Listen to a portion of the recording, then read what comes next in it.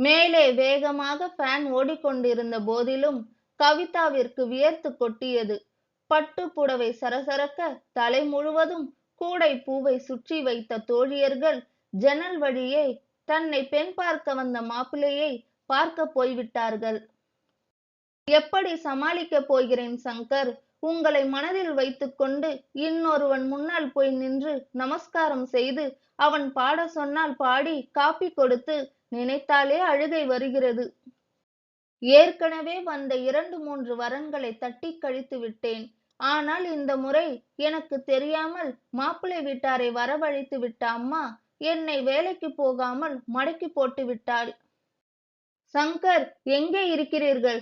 1 வாரமாக உங்களையும் பார்க்க முடியாமல் போனது எனது துரதிர்ஷ்டம். அப்படியே பின்கட்டு வழியாக ஓடி போய் விடலாமா? சுவர் ஏறி குதித்து ஆட்டோ பிடித்து சங்கர் ஆபீஸுக்கு போய்விட வேண்டும். வா, இப்பொழுதே திருமணம் செய்து கொள்வோம். என்னை வேறொரு மாப்பிள்ளைக்கு திருமணம் செய்து வைக்க பார்க்கிறார்கள்.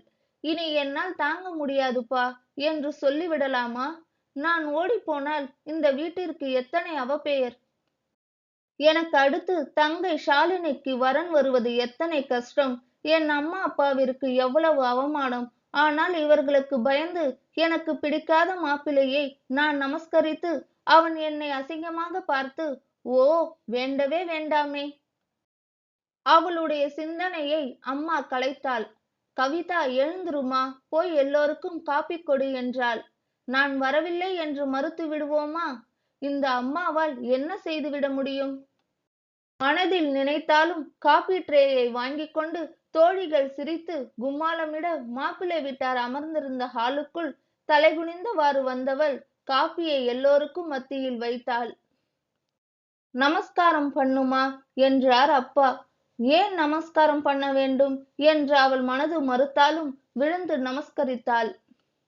மாப்பிள்ளையை பார்த்துக்கோ, அப்புறம் நான் மாப்பிள்ளையை பார்க்கவில்லை என்று சொல்லிவிடக் கூடாதில்லையா என்றாள் பெண்ணின் அக்கா.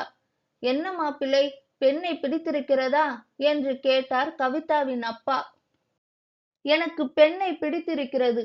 ஆனால் குனிந்த தலையை கூட தூக்காமல் குனிந்து கொண்டே இருந்தால் பெண்ணின் முகத்தை எப்படி பார்ப்பது என்றான் மாப்பிள்ளை. கேட்ட குரலாக இருக்கிறதே, இது என் சங்கரின் குரல் அல்லவா?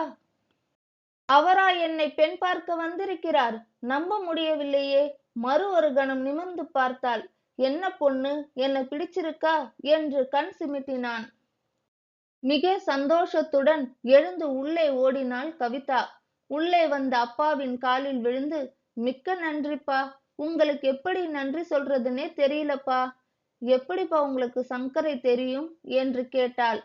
பெத்த பிள்ளைகளை முதலில் முழுவதுமாக புரிஞ்சுக்கிறவன் தாம்மா நல்ல தகப்பன். முதலில் நான் சொன்ன வரன்களை நீ தட்டிவிட்ட பொழுதே உன் மனதில் யாரோ இருக்கிறார்கள் என்று புரிஞ்சுக்கிட்டேன். கொஞ்சம் சஸ்பென்ஸாக இருக்கட்டுமே என்று நினைத்து உனக்கு பிடித்த சங்கரை ஆபீஸில் சந்தித்து அப்புறம் எல்லாம் தடபுடலாக நடந்தது என்றார்.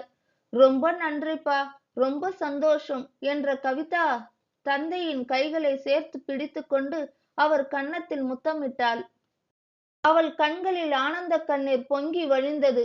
உள்ளே வந்த அம்மா, எனக்கும் கொஞ்சம் மிச்சம் கொடு கவிதா என்றவுடன் எல்லோரும் சேர்ந்து சிரிக்க ஆரம்பித்தனர்.